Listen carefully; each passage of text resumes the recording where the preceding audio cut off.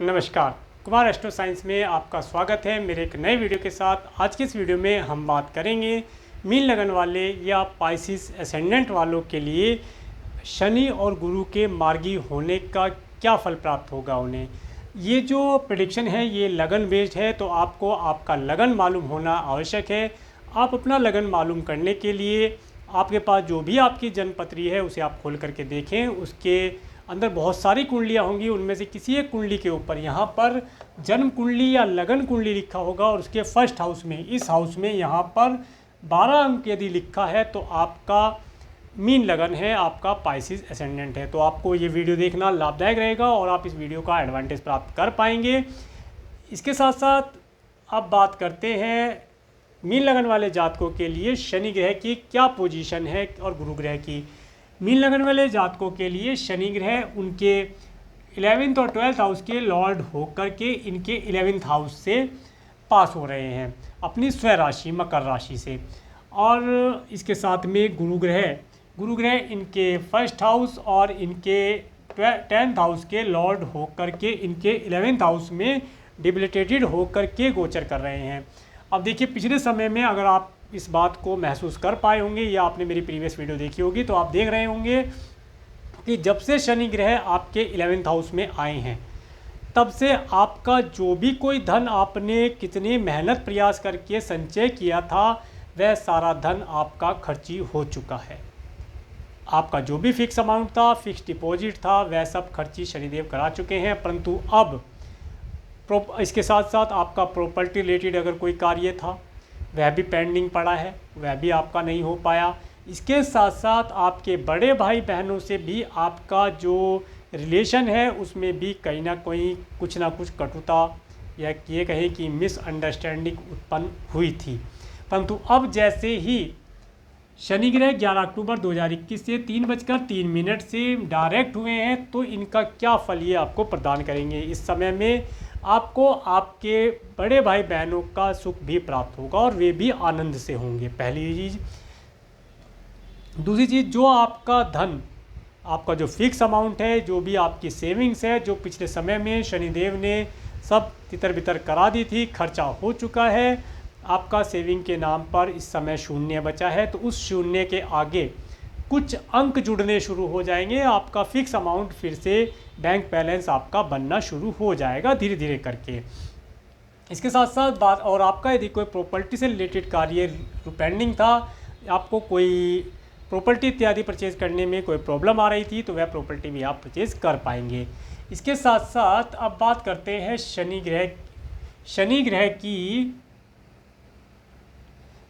की तीसरी दृष्टि की। शनि ग्रह की तीसरी दृष्टि जब आपके फर्स्ट हाउस पर पड़ती है तो ये बताती है कि इस समय में मार्गी शनि ग्रह की तीसरी दृष्टि जब आपके फर्स्ट हाउस पर पड़ती है तो ये बताती है कि पिछले समय में आप जो कोई डिसीजन नहीं ले पा रहे थे वह डिसीजन अब आप ले पाएंगे। डिसीजन लेने की क्षमता आपके अंदर आ जाएगी, आप अपने सभी कार्यों को अच्छी प्रकार से कर पाएंगे। आपकी हेल्थ भी पहले के मुकाबले सही रहना शुरू हो जाएगी। आपको अगर पिछले समय में कोई हेल्थ रिलेटेड इशू था और आपका धन हेल्थ रिलेटेड कार्यों पर खर्च हो रहा था तो वह उसमें भी कमी आएगी और आपकी हेल्थ धीरे धीरे करके 11 अक्टूबर के बाद आप देखेंगे कि आपकी मेडिकल इत्यादि चीज़ों पर खर्चा कम होगा और आपकी हेल्थ में सुधार होगा। आपको एक अच्छी हेल्थ का सुख इस समय में आप प्राप्त कर पाएंगे। इसके बाद बात करते हैं शनि ग्रह की सप्तम दृष्टि की। शनि ग्रह की सप्तम दृष्टि जब आपके 5th हाउस पर पड़ती है तो यदि आप स्टूडेंट हैं तो आप पिछले समय में अपने एजुकेशन के कार्यों को सुचारू रूप से नहीं कर पा रहे थे, उनके अंदर कोई ना कोई व्यवधान आ रहा था, कोई ना कोई ऑब्स्टेकल आ जाता था, या ये कहें कि हार्डवर्क करने के बाद भी आपके रिजल्ट में मार्क्स कम आ रहे थे। परंतु अब जैसे ही शनि ग्रह यहाँ से डायरेक्ट हुए हैं आप देखेंगे कि आपका एजुकेशन के अंदर मन लगने लगा है, आपको एजुकेशन करना अच्छा लगने लगा है। इसके साथ साथ जितना प्रयास आप पिछले समय में कर रहे थे उससे कम प्रयास में ही आपको बेहतर रिजल्ट प्राप्त होने लगे हैं। इसके साथ साथ यदि मीन लगन वाले जातक पिछले समय में संतान के लिए कंसीव करना चाहते थे और वे नहीं कर पा रहे थे, बहुत प्रयास करने के बाद भी संतान कंसीव नहीं हो पा रही थी, तो अब 11 अक्टूबर के बाद इनके लिए पॉजिटिव समय आना शुरू हो जाएगा, वे संतान के लिए कंसीव कर पाएंगे।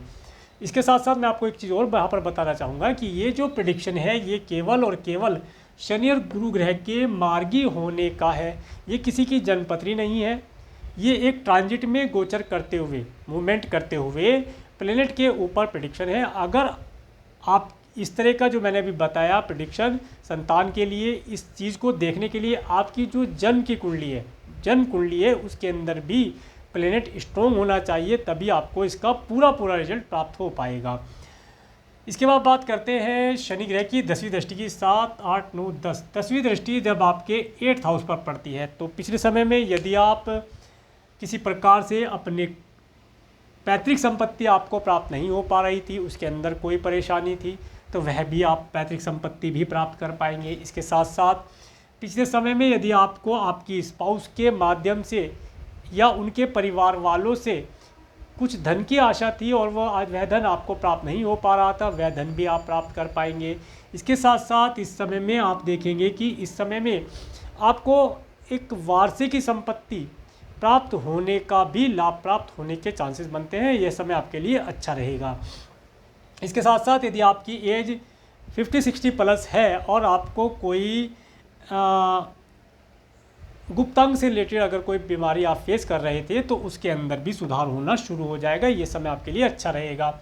इसके बाद बात करेंगे गुरु ग्रह की। जब से गुरु ग्रह यहाँ पर आए हैं, तब से आपके फिक्स अमाउंट में कुछ भी फिक्स नहीं हो पा रहा था।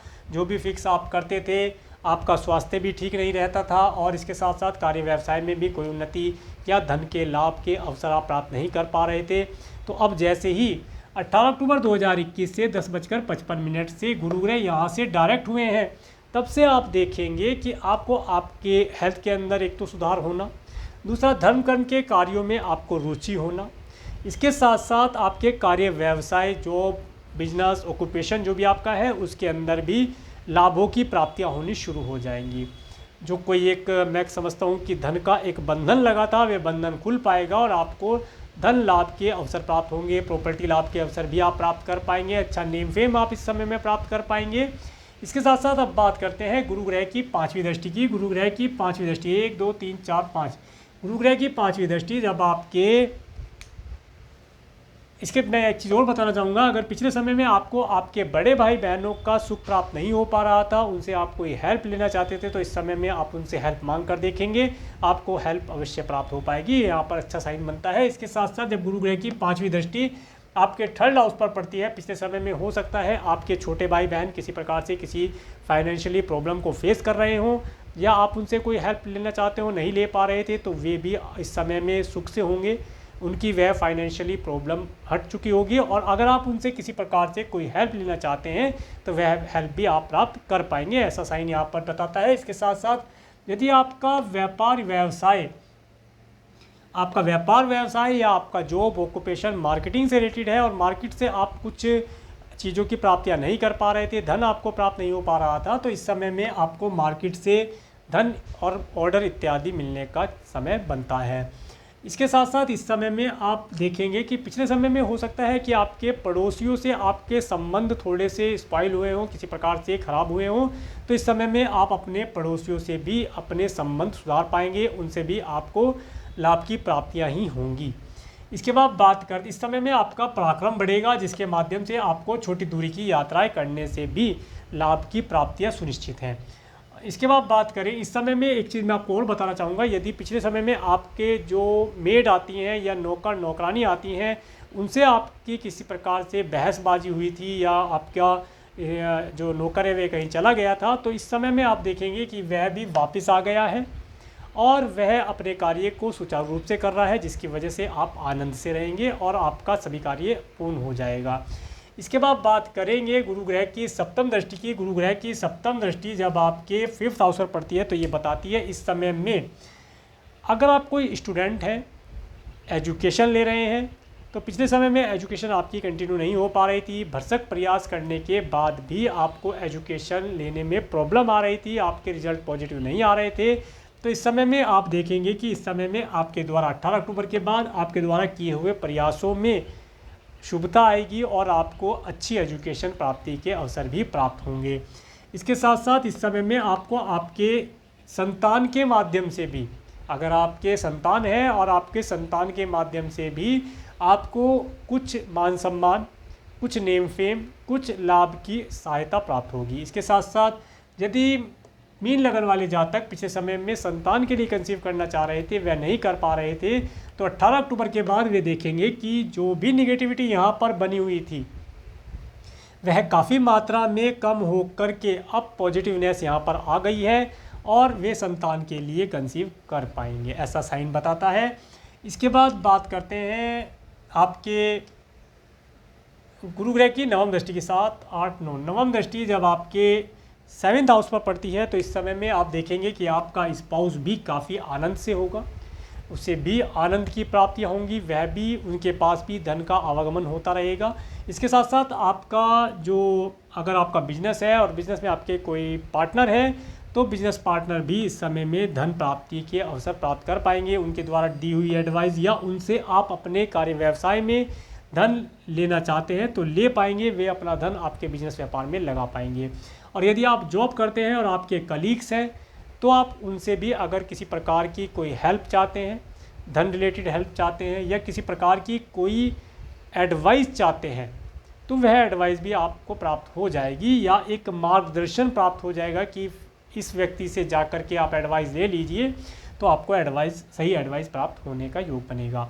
इसके साथ साथ पब्लिक से भी आप इस समय में धन प्राप्त कर पाएंगे। पब्लिक के माध्यम से यदि पब्लिक से आप किसी प्रकार का धन प्राप्त करना चाहते हैं तो वह भी आप इस समय में प्राप्त कर पाएंगे, आपके लिए अच्छा रहेगा। इसके बाद बात करते हैं गुरु ग्रह की नवम दृष्टि के साथ 7, 8, 9, ठीक है जी, 9 दृष्टि हो चुकी है, ठीक है।